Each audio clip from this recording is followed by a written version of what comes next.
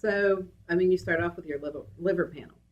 So, total protein, albumin, bilirubin is a big one, ALT, AST, alk-phos, GGT.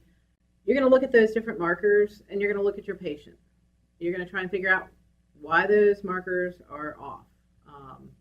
If albumin's low, it's probably because their liver is not synthesizing it. It can also be an acute phase, I guess a reverse acute phase reactant, meaning that when someone's acutely ill, their albumin can drop even though it's not through liver dysfunction.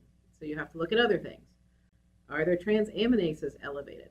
If they are, we probably have an acute process going on. Someone with cirrhosis can have low transaminases because their liver is not making the transaminases anymore. Bilirubin's another marker. Your liver processes bilirubin to clear it out of your system. So when your liver's not working, that bilirubin accumulates.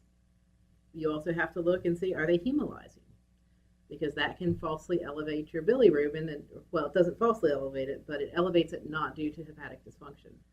So you just have to kind of look at your whole picture and try and figure out what's going on with clinical symptoms versus the labs versus what you know about the patient.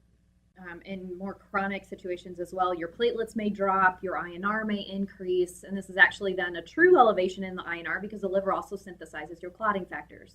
And so when your liver is damaged enough that it can't make those clotting factors, then your INR is going to go up, and it's really that patient is actively anticoagulated even though they're not on an anticoagulant. Same concept though, your platelets will drop, but that gets sequestered away, but that's another marker that you can use to say how bad off is their liver, how yellow are they, do they have other signs and symptoms of cirrhosis with their hands, with just memory and cognitive function, encephalopathy, ascites, those kinds of deals too. So it's trying to measure liver dysfunction. There's a lot of labs as well as characteristics about the patient that you can look at to kind of give you an idea of how bad are they.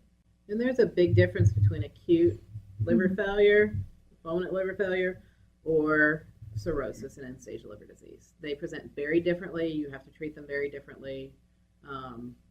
So you can't forget that process either. Liver is not just liver.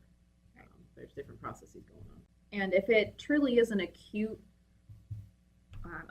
rise in transaminases or acute rise in liver panel issues, it should reduce back down once that insult is removed or the liver is able to heal. It should reduce itself within a matter of days.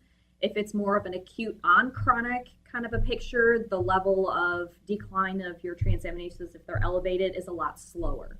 And so that way, that'll also give you kind of a better idea of how bad is the underlying liver disorder, is how quickly are those enzymes resolving.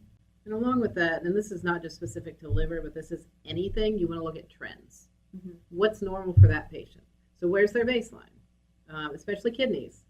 If their baseline serum creatinine is 1.5 and they present at 1.8, do they have an AKI?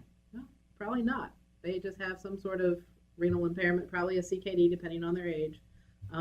Whereas if that patient's baseline was serum creatinine was 0.5 and they come in at 1.8, we probably have a problem going on. So you can't rely on the numbers being in red and epic or, they're outside of the normal range, but is it outside of the normal range for that patient? So be very patient specific, look at trends.